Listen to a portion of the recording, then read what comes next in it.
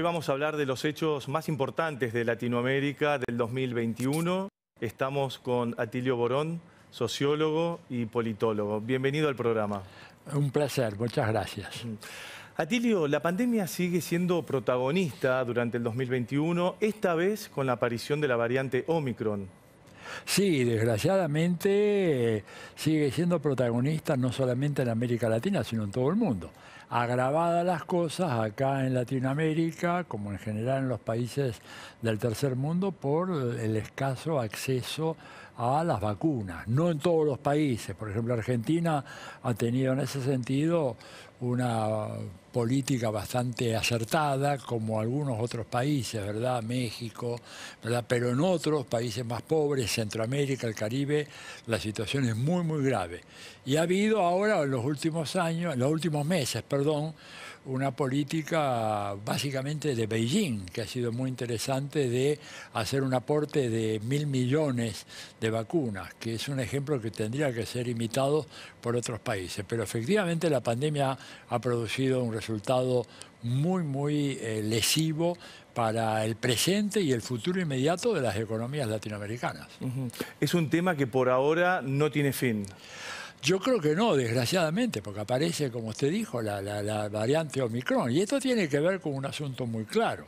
En la medida en que no está toda la población mundial vacunada, van a seguir apareciendo nuevas variantes, nuevas cepas. Por eso en algunos países, ¿verdad?, hay una política muy estricta. Por ejemplo, el caso de Austria. Austria ha impuesto una multa ahora para quienes no se vacunen de casi 9.000 euros.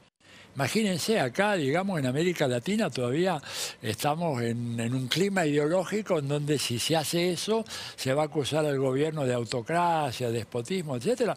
Pero los austríacos lo están haciendo y lo van a hacer los alemanes. Ya el nuevo primer ministro ha anunciado, un nuevo canciller, de que van a tener que ir hacia una vacunación obligatoria porque tiene que ver con el sostenimiento de la vida, ya no solamente en un país, sino a nivel planetario, ¿no es cierto? ¿Las vacunas son efectivas frente? Son muy efectivas. Las vacunas son muy efectivas.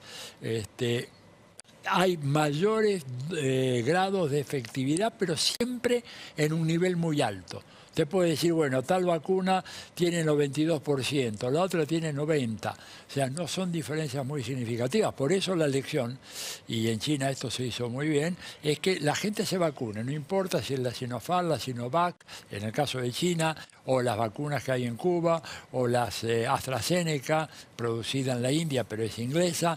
Cualquier vacuna, aunque sea una sola dosis, te salva la vida. Y esto es algo, fíjate vos que yo digo, que desgraciadamente los gobiernos de América Latina no han hecho una campaña suficientemente fuerte para demostrar de que una sola dosis, aunque sea de la vacuna que de menor impacto, te salva la vida. Eso es lo decisivo, ¿no es cierto? Atilio, China anunció un acuerdo con el gobierno argentino en áreas estratégicas como la minería, la energía, el 5G, el mar argentino y la Antártida. Bueno, me parece importantísimo. Espero que esos acuerdos se implementen. Yo sé que del lado de Beijing hay una decisión tomada muy fuerte en ese sentido. El gobierno argentino suele ser más lento, más demoroso en implementar las decisiones, pero me parece a mí que es una oportunidad única. Es decir, China puede convertirse en un socio político, estratégico, económico, importantísimo para una Argentina agobiada por el peso de la deuda externa. De manera que yo quiero creer de que el presidente Fernández va a actuar con prontitud, porque acá no hay mucho tiempo que perder. Si hay algo que caracteriza el momento actual, es que los tiempos históricos se han acortado. Antes uno podía, ante esto, plantear, ante una pregunta como la suya, decir, bueno, en los próximos 2 o 3 años. No, esto se acabó. El mundo se mueve ya a una velocidad de nanosegundos. No solo los mercados financieros, las noticias, la información, la diplomacia, etc. Así que es importante que esos acuerdos se concreten cuanto antes. Van a ser muy favorables para la Argentina, así que yo estoy esperando esa respuesta del gobierno nacional. Necesitamos esas inversiones. Absolutamente. Argentina es un país que tiene una tasa de inversión doméstica, o sea, local muy baja y tenemos, por todo el tema de la deuda, el Fondo Monetario, el papel de Estados Unidos, tenemos una serie de obstáculos muy grandes para acceder a mercados financieros internacionales. Pero China tiene un criterio diferente. Como ellos tienen un criterio diferente, que es mucho más realista que el criterio meramente financiero que se toma en los países, por ejemplo, de la Unión Europea o mismo Estados Unidos o Canadá o Japón, tenemos que aprovechar esas circunstancias, es una oportunidad de oro. Sería imperdonable que la Argentina perdiera esa oportunidad. Y China pasa a ser un socio estratégico, ¿no? Sí, bueno, estamos hablando, a ver, cuando hablamos de China hay que decirle a los televidentes que estamos hablando de la primera economía del mundo. Sí. ¿Por qué esto? Primero porque en términos de tamaño ya la misma OECD, que es un tanque de pensamiento que nadie puede caracterizar como contrario a los valores de Occidente, etcétera, ha dicho que en el año 2025, por cualquiera de las medidas que se tome para medir el tamaño del Producto Bruto, el tamaño del Producto Bruto chino va a ser superior al americano. Pero este es un dato, pero es el menos importante. El más importante es que China hoy es primer socio comercial o financiero de 144 países del planeta, algo inédito. Esto no lo logró Estados Unidos en el apogeo de su hegemonía internacional. No logró nunca esto. Por eso, un acuerdo con ese actor económico y político tan significativo es fundamental para cualquier país y especialmente para el nuestro. El Supremo de Brasil anuló los cargos contra Lula da Silva y ahora puede ser candidato a presidente. Es una buena noticia y la verdad sería muy bueno que Lula volviera a la presidencia de Brasil. Yo quiero de todas maneras plantear una pequeña reserva porque ya sabemos cómo juegan la justicia en tiempos de lawfare. Y a mí no me sorprendería que en un momento determinado abrieran una gaveta y sacaran una nueva causa en contra del presidente Lula, inventada. La mayoría de las causas, ¿no es cierto?, que la gente, los televidentes conocen en países como Argentina, Bolivia, Ecuador, Brasil, etcétera, son causas que no tienen fundamento real, pero que sí sirven como arietes para inhabilitar candidaturas políticas. Por ejemplo, la de Lula, por ejemplo, la de Correa, por ejemplo, la de Evo Morales. Entonces, yo espero de que esto no ocurra. Seguramente habría una gran reacción del pueblo brasileño. Él le va muy bien en las encuestas. Lula tiene en este momento 38% de intención de voto inicial sin haber comenzado la campaña, pero de acá a octubre mucha agua corre debajo de los puentes y habrá que estar con cuidado de que no haya una maniobra a último momento que lo saque a Lula de la cancha, ¿no? ¿Qué tan importante puede ser para Argentina que Lula vuelva a ser presidente de Brasil? Y es muy importante porque, a ver, Brasil es el socio estratégico número 1 que tiene la Argentina hasta ahora. Sí. Y si combinamos un triángulo entre Brasil, China y Argentina, las perspectivas, no solamente para la Argentina, sino para Brasil y también para China son inmejorables. China necesita mucho de los productos de los cuales Argentina como Brasil son enormes exportadores. Y nosotros necesitamos la tecnología china, los avances tecnológicos de China que son formidables y por supuesto la capacidad de inversión que tiene China en nuestros países. O sea que espero que Lula se presente, espero que no le hagan trampa, que llegue a la presidencia, va a ser bueno para Brasil, pero bueno para Argentina también. Sí. ¿Argentina podría aumentar las exportaciones hacia ese país? ¿Hacia Brasil? Sí. Sí, seguramente que sí. Seguramente que sí, porque hay una articulación natural entre estas dos economías. Y la verdad es que tuvimos épocas en donde el flujo comercial llegó a ser realmente muy, muy importante. Potenciado con inversiones chinas, eso puede llegar a darnos un nivel, una plataforma de funcionamiento económico extraordinaria. Habrá que esperar. Atilio, hubo elecciones en Perú y Pedro Castillo fue proclamado presidente. Sí. Castillo ha sido proclamado presidente en medio de un proceso muy complicado, ¿verdad? Porque los poderes fácticos en Perú tienen una importancia que yo me atrevería a decir, es una afirmación un poco audaz, pero me atrevería a decir que son capaces de cancelar la voluntad popular expresada en las urnas, ¿verdad? El poder judicial corrupto, una constitución hecha a medida de Fujimori en los años 90, que fue impuesta desde arriba, sin ninguna clase de consulta popular ni nada, medios totalmente dominados por los grandes poderes económicos y una oligarquía política que no quiere a un campesino de presidente del Perú, claramente no lo quieren, es decir, lo consideran que no representa el Perú real. En Perú es una sociedad muy dividida, ya más que en clases, hasta podría decir en castas, que viene de la época colonial. En donde, bueno, un personaje como él es un personaje en general tenido a menos, es semianalfabeto, así le dicen, un hombre de provincias, pero que, bueno, tiene buenas intenciones. Ojalá que pueda neutralizar tantos ataques que hay en su contra a diario. Yo sigo muy permanentemente la prensa peruana y algunos medios de televisión, y los ataques que le hacen al pobre hombre son impresionantes. Lo culpan del terremoto ahora, digamos, casas que se vinieron abajo en una provincia del norte, eran casas de adobe. Claro. Digo, eso se vienen abajo cada 2 o 3 años en un terremoto. En Perú desaparecen a veces pueblos enteros. Me acuerdo el caso de Yungay, una región que yo conocí, un valle maravilloso. Y vino un cerro que se vino abajo, no quedó nada de eso. Era una población de casi 20.000 personas sepultadas, ¿no es cierto?, en el lodo endurecido. Y bueno, nadie le puede echar la culpa al gobierno de ese momento, como tampoco culparle a este hombre, que además que se enfrenta con una herencia terrible, porque él llega con un sistema de salud absolutamente desquiciado. No como pasó en la Argentina. La Argentina tenía problemas muy serios. En Perú había prácticamente desaparecido el sistema de salud pública. Por eso Perú es el país que en términos de muertos de COVID por millón de habitantes va a la cabeza mundial. Claro. Tiene muchos más muertos por millón Perú que cualquier otro país, no solamente de América Latina, de todo el resto del mundo. ¿Por qué? Bueno, ahí tuvieron 30 años seguidos de políticas neoliberales, de desarticulación del aparato de salud, y ahí están los resultados. Atilio, ¿llamó la atención que ganara la presidencia un candidato izquierdista? Llamó mucho la atención. Él es un hombre de una orientación de izquierda muy moderado, un hombre muy religioso, ¿no es cierto? Tiene ciertos, por ejemplo, prejuicios, yo les llamaría, en materia de diversidad de género, en materia de matrimonio igualitario, todo eso, él lo acepta. Creo que su posición en relación a la problemática del aborto también es muy tradicional, muy convencional.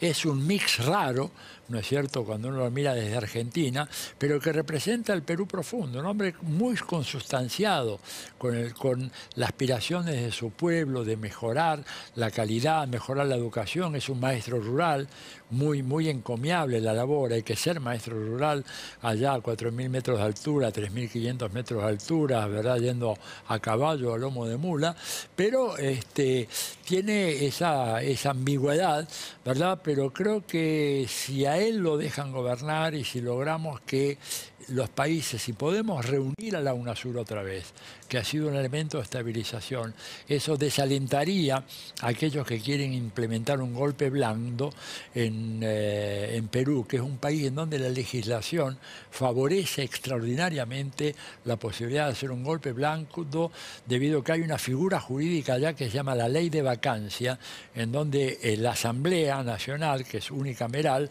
puede por una mayoría de votos declarar la vacancia de la presidencia y por lo tanto llamar a nuevas elecciones. Y ahí están a un filo de 4 o 5 votos que necesitan para lograr hacer eso que sería realmente un ataque brutal en contra de la voluntad popular, ¿no? Porque un pequeño grupo de asambleístas con mayoría de fujimoristas y elementos muy conservadores acabarían con el gobierno de Pedro Castillo. Algo que llamó mucho la atención en la región fue cuando mataron a tiros al presidente de Haití. Sí, el tema es que ahí hay todo un problema en Haití. La verdad, Haití es un país que ha sido azotado por inundaciones, por terremotos, por intervenciones extranjeras. un país que últimamente quedó presa de bandas de paramilitares y narcotraficantes colombianos. Aparentemente, lo que se dice, hay muy poca información sobre esto y yo quisiera ser muy prudente en mi juicio, pero había una intención del gobierno de Estados Unidos de remover a Juvenel, que es este candidato, el presidente, ¿verdad? Sí. Parece que el hombre se resistió. Y Estados Unidos aplicó, digamos, una fórmula que, desgraciadamente, caso Omar Torrijos, caso Roldós, dos expresidentes que también murieron en condiciones muy sospechosas en la medida en que hubo un enfrentamiento con Washington. Aparentemente, Juvenel se resistió a aquello y hubo una banda de mercenarios, y ya sabemos que esos mercenarios colombianos normalmente trabajan en conjunción con algunas agencias de Estados Unidos. Es muy triste decir esto, pero no podemos ocultar, tapar el sol con un dedo, ¿verdad? A este hombre lo mataron directamente. Claro. Lo mataron porque no obedeció. Le dijeron, váyase. Recordemos que algo parecido ocurrió con Aristide, que es un sacerdote. Sí. Jean-Bertrand Aristide. Estados Unidos en un momento le dijo, tiene que irse, él no se quiso ir, lo secuestraron, lo pusieron en un avión, lo mandaron a África. Este hombre tuvo menos suerte, fue un comando mercenario y lo acribillaron a balazos. ¿Qué pasa con Haití que no puede levantar cabeza? Y Haití está pagando, a ver, el precio de haber sido el primer país independiente de Latinoamérica y el Caribe. Poca gente sabe de que Francia le exigió a Haití reparaciones por ese proceso de independencia que recién terminaron de pagarse en el año 1948. O sea, Haití durante un siglo y medio estuvo desangrado por Francia, sí, un país poderoso, ¿verdad?, que se quiso cobrar hasta el último centavo por aquella colonia que le fue arrebatada por Toussaint Louverture y los grandes patriotas aquellos. ¿Cuál fue el pecado de Haití? Creerse lo que decían los franceses cuando hicieron la Declaración Universal de los Derechos del Hombre, ¿no es cierto?, la Revolución Francesa. Ellos pensaron de que los negros y los esclavos eran hombres, que tenían derecho a beneficiarse de esa declaración. Y Napoleón les mandó varios ejércitos y ellos los derrotaron. Es un pueblo muy valiente, de una creatividad, yo he estado ahí, de una creatividad extraordinaria. Una musicalidad increíble. Yo me quedé en medio de la pobreza más absoluta, pero usted ve expresiones culturales de una identidad musical, poética, literaria fenomenal.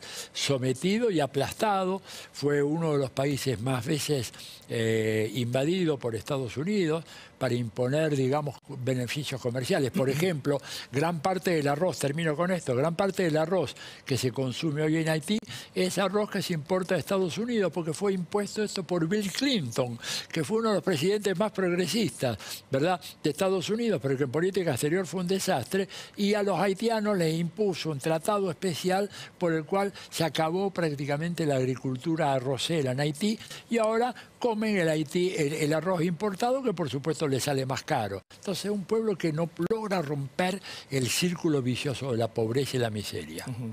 También Haití durante el 2021 tuvo un terremoto que dejó como saldo más de 2.200 muertos, ¿no? Sí, también eso. Ellos están ahí en una como le llaman, una quiebra, sí, ¿no es cierto? Geológica, una quiebra geológica que hace que Haití periódicamente sufra eso. No así la otra parte de la isla, que es República Dominicana.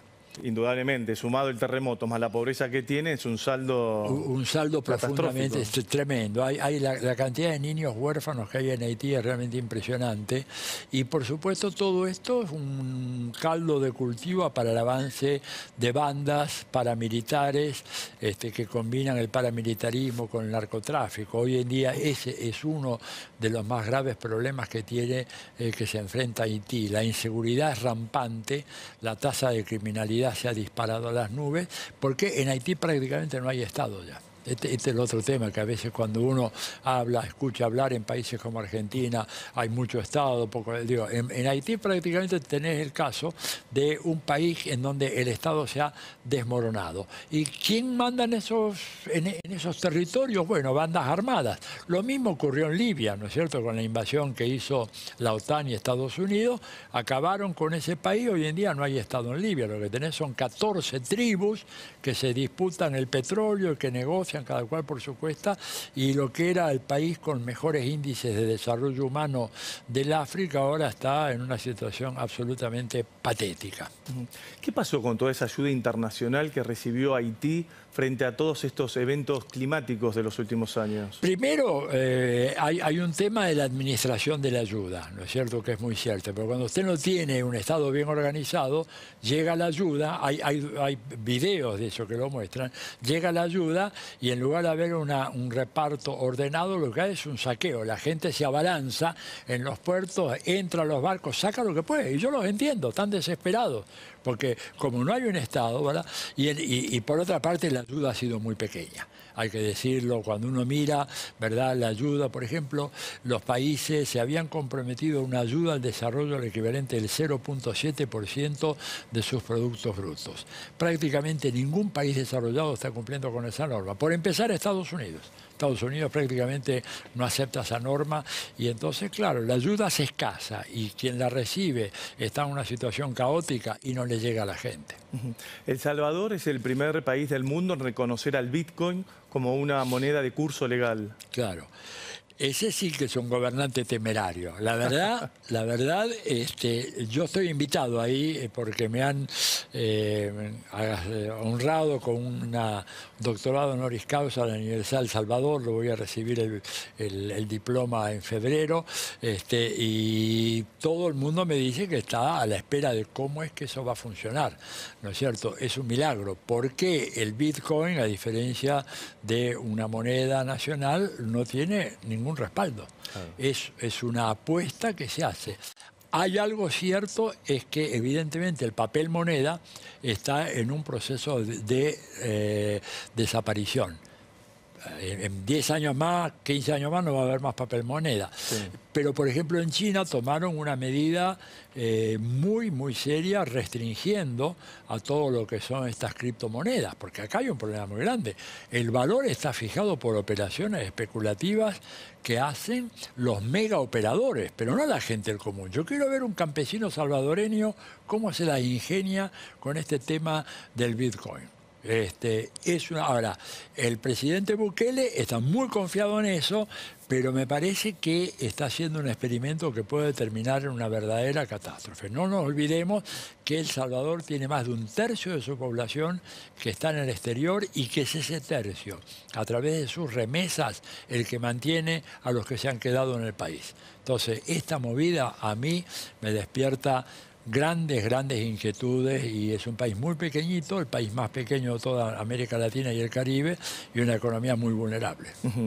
Abdala fue la primera vacuna latinoamericana y la Soberana 2 100% eficaz contra el coronavirus.